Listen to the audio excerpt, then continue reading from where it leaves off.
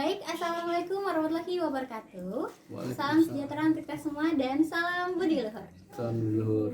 Perkenalkan, saya Dwi Alia Handani Haris, mahasiswi Hubungan Internasional Angkatan 2019, akan menjadi moderator pada diskusi asik seputar HI siang hari ini. Baik, pertama-tama marilah kita panjatkan puji dan syukur kita atas kehadiran Tuhan Yang Maha Esa, karena atas rahmatnya kita dapat berkumpul bersama pada diskusi siang hari ini. Hari ini kita mengangkat tema Regional Stability and Vaccination to Support National Economy Recovery, yang mana akan disampaikan oleh salah satu narasumber kita, Kak Farel Wirasambang. Baik, Regional Stability and Vaccination to Support National Economy Recovery merupakan tema yang diambil oleh Himahi Budi Luhur pada diskusi siang hari ini, di mana kita akan mendiskusikan bagaimana peran pelaksanaan vaksin dan kestabilan ekonomi sebagai pendukung dalam pemulihan ekonomi regional. Baik, sudah bersama saya Kak Farel Wirasambang selaku moderator kita pada siang hari ini, di mana beliau adalah alumni mahasiswa HI Universitas Budi Luhur tahun 2015 dan saat ini beliau bekerja di Kementerian Dalam Negeri. Baik Kak Farel, apa kabar? Baik juga, selaku moderator tadi. Emang iya? Oh salah. Berarti beliau adalah pembicara kita pada siang hari ini. Yang itu kan moderator sih. Agak-agak salah. Oke, gimana? Apa kabar Kak? Baik. Tadi baru selesai bekerja ya siang hari ini ya? Iya, sebenarnya hari ini WFH, cuman tadi ada dadakan setengah 2 Zoom jadi ya. Jadi dari kantor? Enggak, dari rumah. Oh, dari rumah. Oke. Siang hari ini kita dari teman Himahi mengangkat suatu tema nih Kak, yakni tentang regional stability dan vaksin sebagai pemulihan ekonomi nasional. Ya. Mungkin sebagai awal pembukaan diskusi kita pada siang hari ini Kak, boleh dijelaskan mengenai salah satu bahasan dalam tema yakni regional stability. Jadi seperti apa sih Kak penjelasan mengenai regional stability itu sendiri dan seberapa penting stabilitas tersebut bagi suatu kawasan? Jadi dari awal dulu ya. Jadi kan sebenarnya tema awalnya ini kan kalau nggak salah Askar kasih ke gue itu vaksinasi sebagai game changer untuk ekonomi recovery ya kalau nggak salah. Nah pada di situ gue masih kurang paham terkait game changernya itu dalam hal apa gitu kan. Makanya gue usulkan untuk mengubahlah temanya menjadi stabilitas, regional stability and vaccination. Sebenarnya maksud gue regional itu karena gue kerja di Kementerian Dalam Negeri. Regional itu kan dalam hal pemerintah daerah, stabilitas pemerintah daerahnya dan vaksinasi mereka gitu. Cuman karena gue tau lah kalau kita anak HI kita harus cross border, makanya ya udah regional kita ambil ASEAN kayak gitu. Nah di sini kita bahas dari masalah intinya dulu sih. Masalah intinya kan sebenarnya kenapa ada kata economic recovery, berarti ada di mana ekonomi itu turun, grafik ekonomi kita tuh turun gitu loh. Makanya harus di recovery dengan stabilitas dan vaksinasi. Why stability and vaccination itu dapat menyupport ekonomi kan gitu.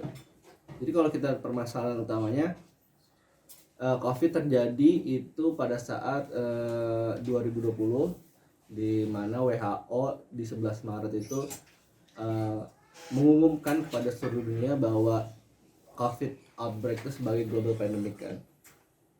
Cuman pada saat itu negara-negara belum terlalu aware dan mereka masih melakukan mobilitas seperti biasa. Sebulan setelahnya pada bulan April 2020 terjadi lonjakan yang begitu besar lah ya kasusnya, dimana udah masuk COVID itu udah masuk ke 203 negara dan kurang lebih ada sekitar 1 juta orang terinfeksi dan 57.000 orang meninggal. Nah itu membuat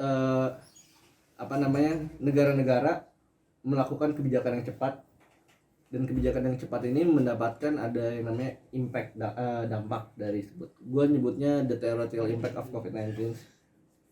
Sebenarnya gue ada paparan di sini, gue bagi 3 dampaknya itu. Yang pertama the health crisis, the economic crisis, sama subnational finance. The health crisis ini tentu saja krisis kesehatan, dan economic crisis itu negara ya, dalam satu negara. Kalau subnational finance itu keuangan daerah, subnasional. Jadi kalau kita keuangan yang ada di provinsi-provinsi gitu, itu yang gue bagi 3.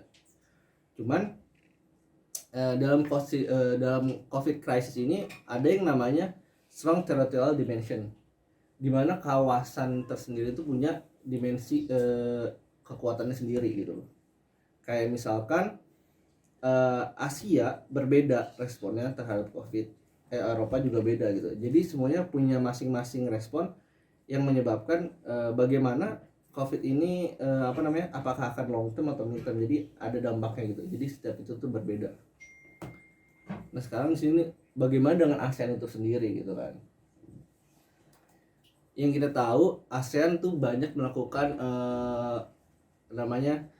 bukan negosiasi, kerjasama dengan beberapa pihak. Kalau di sini gue ambil 3 contoh terbesar partner ASEAN. Yang pertama China tentunya, the biggest.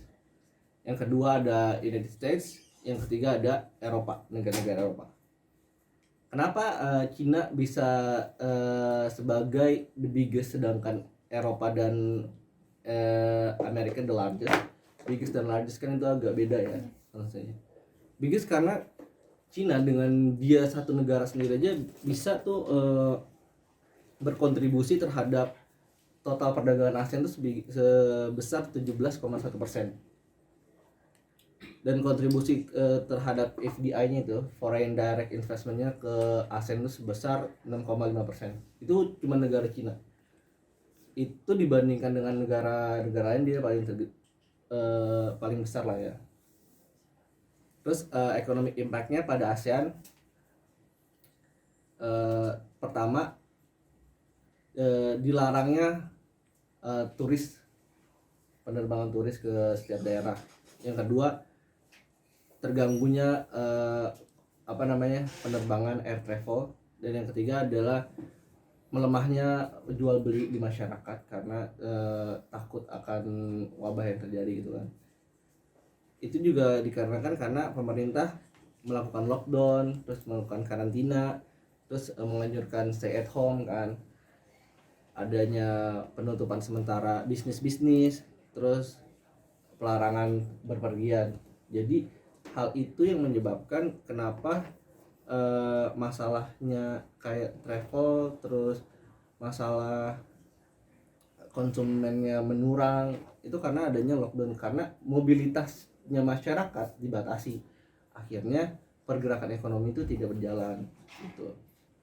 Kalau kita lihat di sini ada 2 yang menyebabkan dari lockdown dan sebagainya, kebijakan lockdown dan sebagainya itu ada 2 dampak yang dihasilkan. Yang pertama, gangguan financial market sama supply chain marketnya.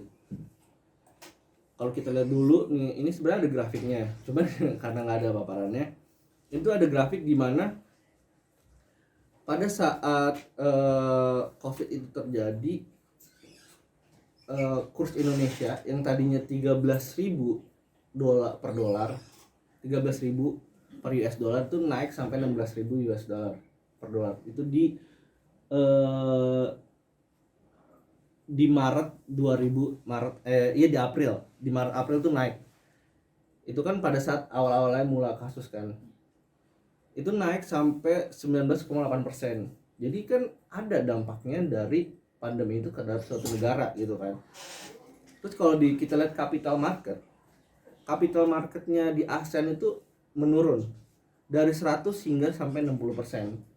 Kalau di sini dari capital market emang Indonesia nggak terlalu turun banget, cuman Filipina tuh turun hingga sampai 60%. Tapi itu cukup drop gitu loh penurunannya. Jadi kalau ada pertanyaan apakah berdampak, ya sangat berdampak banget gitu, karena pergerakan ekonomi sangat berkaitan dengan mobilitas masyarakat. Baik, mungkin dari stabilitas regional yang kita bahas sekarang mungkin berkaitan sama tadi yang kakak jelaskan tentang kebijakan yang harus diambil negara dan berdampak, atau kebijakan itu tuh menaungi beberapa hal-hal sektor-sektor dalam kehidupan kebijakan. Kalau misalnya kita bahas dari ekonomi sendiri, negara Indonesia ini kan salah satu negara di ASEAN ya kak, dimana tadi sempat kakak sampaikan juga bahwa ada penurunan, ada penaikan juga akibat pandemi ini gitu. Kira-kira apakah dampak dari penurunan atau penaikan dari Indonesia sendiri terhadap stabilitas di kawasan ASEAN itu? Apakah ada pengaruhnya atau penurunan dalam hal apa ekonominya? Iya, ekonominya. Kalau ekonominya tuh tentu aja ya, stabilitasnya terganggu. Jadi contohnya gini nih, pada saat ekonomi Indonesia turun, pada saat pandemi terjadi di Indonesia, contoh nyata stabilitas terganggu adalah stabilitas ekonomi di beberapa masyarakat daerah karena adanya lockdown. Pada saat dulu Indonesia tidak melakukan PPKM kan, kita langsung lockdown total, dan itu dimana bisnis-bisnis mati kan. Itu tentu berpengaruh terhadap stabilitas kepercayaan masyarakat kepada pemerintah, terus tentu ke ekonominya kan gitu. Nah pada saat itu dimulailah, karena ini kan suatu hal yang baru juga ya untuk negara-negara di dunia, pandemi COVID ini.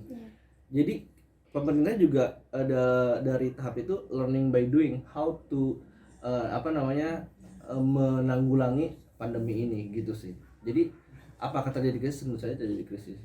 Toh uang Indonesia itu benar-benar turun banget kan, benar-benar naik kursnya, dan market capitalnya turun banget kayak gitu. Berarti dari setiap negara mungkin karena juga hal yang baru ya, jadi banyak juga yang mungkin banyak menimbulkan kebijakan yang belum tentu langsung dapat diterapkan, mungkin dampaknya langsung kena atau enggak gitu, makanya banyak kontroversi dari kebijakan yang ada. Tapi kalau menurut kakak, kira-kira apa kak yang dibutuhkan suatu kawasan atau dalam hal ini ASEAN atau mungkin negara-negara di ASEAN sendiri dalam rangka menjaga eksistensi stabilitas kawasan terlebih di pasca pandemi mungkin? Kalau pasca pandemi tentu saja dengan vaksinasi. Kenapa? Makanya judulnya Regional Stability dan Vaksinasi. Karena vaksinasi ini dapat menciptakan stabilitas regionalnya. Kenapa?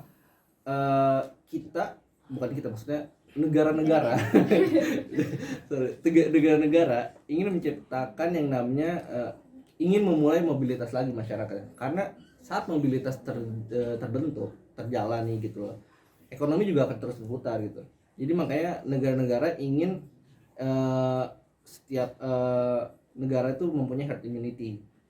Bagaimana menciptakan herd immunity itu? Dengan vaksinasi.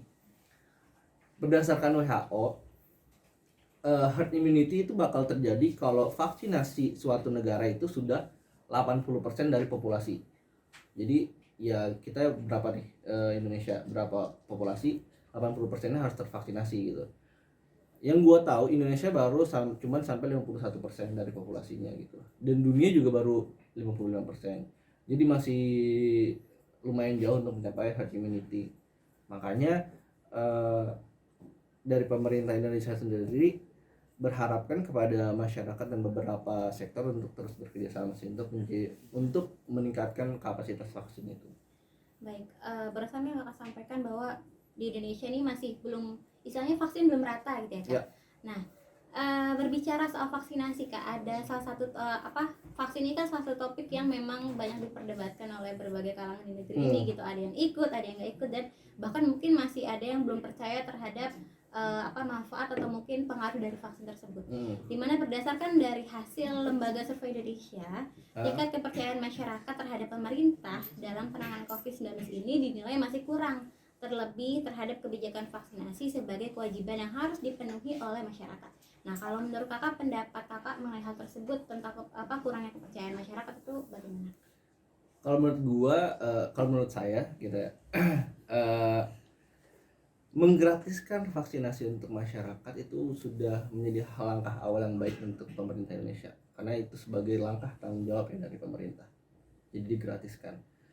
Yang kedua, kita perlu tahu letak geografis Indonesia itu luas, dalam artian kepulauan yang sangat luas, tidak mudah dijangkau. Ini merupakan masalah yang terjadi sih dari pemerintah daerah. Jadi banyak kan vaksinasi di Pulau Jawa, cuman tidak merata ke misalkan daerah Kalimantan, Maluku, Papua, dan Sumatera. Nah itu yang sedang kita pemerintah Indonesia itu cari bagaimana untuk meng-counter atau menyelesaikan masalah ini. Sejauh ini pemerintah akan melakukan yang namanya itu pemerintah akan membuat yang namanya pos vaksin di setiap kelurahan gitu sih. Jadi untuk mempercepat vaksinasi, kelurahan di Indonesia akan membuat sentral vaksinnya. Kayak di sini kan Budi Luhur jadi sentral vaksin ya. Jadi nanti di setiap kelurahan ada sentral vaksinnya. Jadi orang tuh nggak harus pergi ke kota, tapi kita yang jemput tapi pemerintah yang jemput bola gitu. Oke. Kalau misalnya mungkin yang kakak ketahui atau yang pernah kakak dengar gitu, kira-kira penyebabnya apa sih kak dari masyarakat yang masih belum percaya vaksin, masih banyak yang belum menepati soal kewajibannya ikut vaksin segala macam? Apakah memang dari kebijakan pemerintahnya ataukah memang dari masyarakat nih yang harus dirubah pola pikir segala macam? Kalau menurut kakak seperti apa?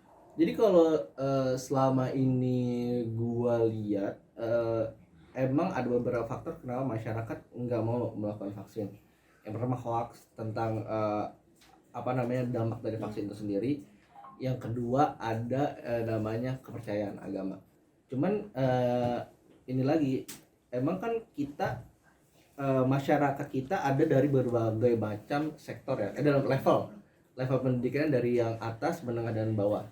Nah itulah mengapa gue merekomendasikan pemerintah untuk melakukan sosialisasi yang dimana melibatkan misalkan dalam tokoh agama, terus tokoh pendidikan atau kayak bekerja sama dengan sektor-sektor pendidikan kayak gitu. Jadi masyarakat dia bisa mengetahui oh ternyata vaksin ini tidak sebahaya itu dan bisa halal gitu loh, kayak gitu sih. Berarti mungkin kalau untuk negara Indonesia sendiri ada beberapa bahasanya hal-hal yang harus dilakukan pemerintah gitu. Mungkin dari karena yang pertama wilayahnya juga kita kepulauan ya, terasa itu juga mungkin masih banyak masyarakat yang belum percaya dan belum satu arah dengan tujuan yang dipunya pemerintah, mungkin seperti itu ya. Jadi selama ini masih banyak COVID yang belum dapat diselesaikan oleh pemerintah Indonesia itu sendiri.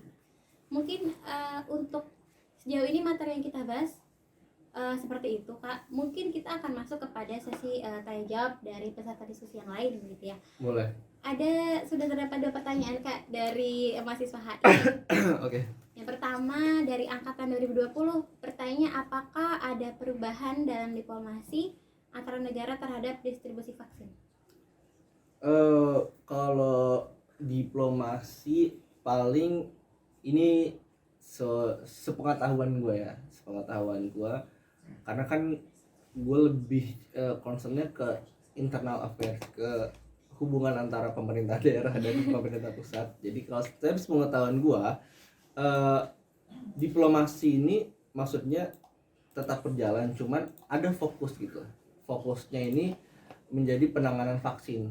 Jadi bagaimana pendistribusian vaksin dan kerjasama bilateral antara vaksin kayak ini ada datanya kayak multilateral bilateral agreement terkait AstraZeneca, Pfizer gitu, ada juga negara-negara yang mendonasikan kepada kita kayak gitu sih. Jadi untuk diplomasi tadi ya.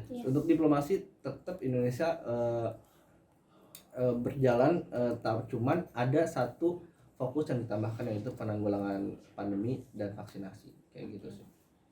Baik, mungkin terdapat ada 2 pertanyaan lagi kak. Baik, pertanyaan kedua, berdasarkan berita yang beredar, Korea Utara adalah satu dari 2 negara yang belum menjalankan program vaksin 19. Lalu menurut kakak bagaimana Korea Utara dapat menyelesaikan masalah COVID-19 di negaranya sedangkan mereka tidak memberlakukan vaksinasi? Kalau ini menurut gua sebenarnya kalau itu kenapa Korea Utara balik lagi sih, Korea Utara kan emang dari dulu tertutup ya dengan negara luar gitu kan, dan gua nggak tahu impact dari pandemi ini. Gue belum pernah lihat berita impact dari pandemi ini terhadap Korea Utara gitu, baik dari segi ekonomi maupun sosialnya.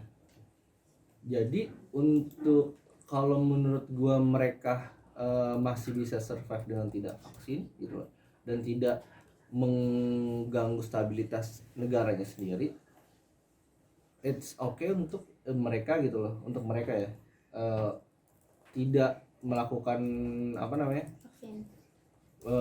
Ya mungkin tidak melakukan vaksin. Maksud gue kan karena kita juga nggak tahu dampak pandemi di negara dia tuh kayak gimana gitu loh. Apakah sudah urgensinya harus melakukan vaksin gitu? Apakah sudah ada kasus di Korea Utara? Gue juga kurang tahu tuh kalau itu. Apakah ada kasus di sana? Kalau Saya juga nggak terlalu detail sih ya terkait itu, mungkin karena yang penanya ini penasaran karena kan Korea Utara kan juga negara tertutup gitu, dan mungkin penurunannya juga tidak terlalu banyak gitu kan, jadi mungkin dia penasaran terkait hal tersebut. Nah, ini ada pertanyaan ketiga Kak dari peserta diskusi juga, apakah vaksin dapat menjamin pemulihan ekonomi suatu negara? apakah vaksin Dapat menjamin pemulihan ekonomi suatu negara? untuk to guarantee bakal recover itu gue bilang nggak mungkin menggaransi ya, cuman untuk menyupport pasti, karena kan makanya judulnya to support not to ensure atau ekonomi nasional kita. Karena yang tadi lagi gue bilang kalau vaksinnya berjalan baik dan herd immunity terjalan dengan baik sehingga mobilitas kembali dengan seperti semula, otomatis ekonomi akan berjalan seperti semula, kayak gitu sih. Mungkin kalau ada pertanyaan lagi, berbicara soal herd immunity ya Kak. Kan kita ketahui mungkin dari kita kan selama ini udah 3 vaksin ya Kak, pertama, kedua, dan booster. Mungkin dari seluruh masyarakat Indonesia masih ada yang belum dapat vaksin pertama atau mungkin vaksin kedua, tapi pemerintah sudah memberlakukan untuk vaksin booster. Nah, itu pandangan Kakak, apakah tujuan dari pemerintah melakukan booster di wilayah yang dimana masih ada wilayah yang belum dapat vaksin tapi sudah diberlakukan booster, itu mungkin apakah tujuannya pembangunan ekonomi itu bisa diangkat dari suatu wilayah tertentu saja atau apa? Jadi kalau kita lihat kan COVID ini variannya terus berkembang ya, dari Delta terus sekarang ke Omicron terus nanti ada lagi. Jadi nanti ada lagi berarti ya. Kurang tahu ya. Kalau nggak salah ada lagi sih yang saya gitu selain Omicron yang baru. Yang varian terbaru coba deh. Apa gitu gue udah lupa namanya. Nah, karena berkembang terus ini, daripada nanti akan terjadi lonjakan kasus yang naik lagi karena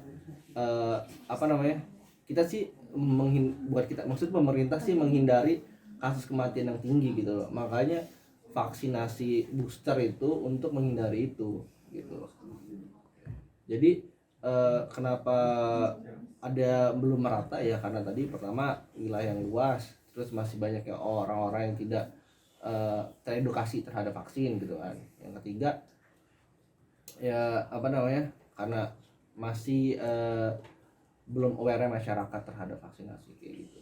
Nah, mungkin kalau berbicara kalau belum aware tuh kayaknya panjang ya Kak, karena kan wilayah daerah yang bahkan yang belum kena vaksin pun mungkin ada faktornya karena masyarakat sendiri yang mungkin nggak menerima vaksin itu gitu ya Kak.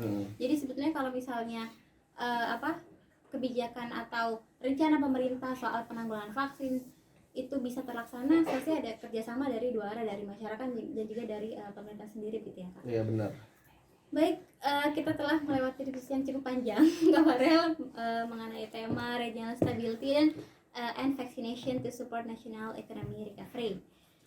Mungkin kalau misalkan dari Kak Farel sendiri ada harapan nggak Kak kira-kira untuk negeri ini gitu, negeri ini dari kebijakan pemerintah yang sudah ada vaksin booster, atau mungkin ada pandangan Kakak tersendiri sebetulnya harus seperti apa dari masyarakatnya mungkin agar semua ini atau agar program pemerintah ini dapat dijalankan dengan maksimal? Kalau gue sih harapannya untuk pemerintah ya untuk menanggulangi COVID ya, memperbagus kualitas dari fasilitas kesehatan yang ada dari level desa, kota sampai provinsi dan nasional. Jadi karena menurut gua pada saat fasilitas kesehatan kita sudah baik, masyarakat yang sakit dapat terawat dengan baik gitu sih. Jadi kalau pesan untuk gua itu aja kepada pemerintah. Jadi fokus untuk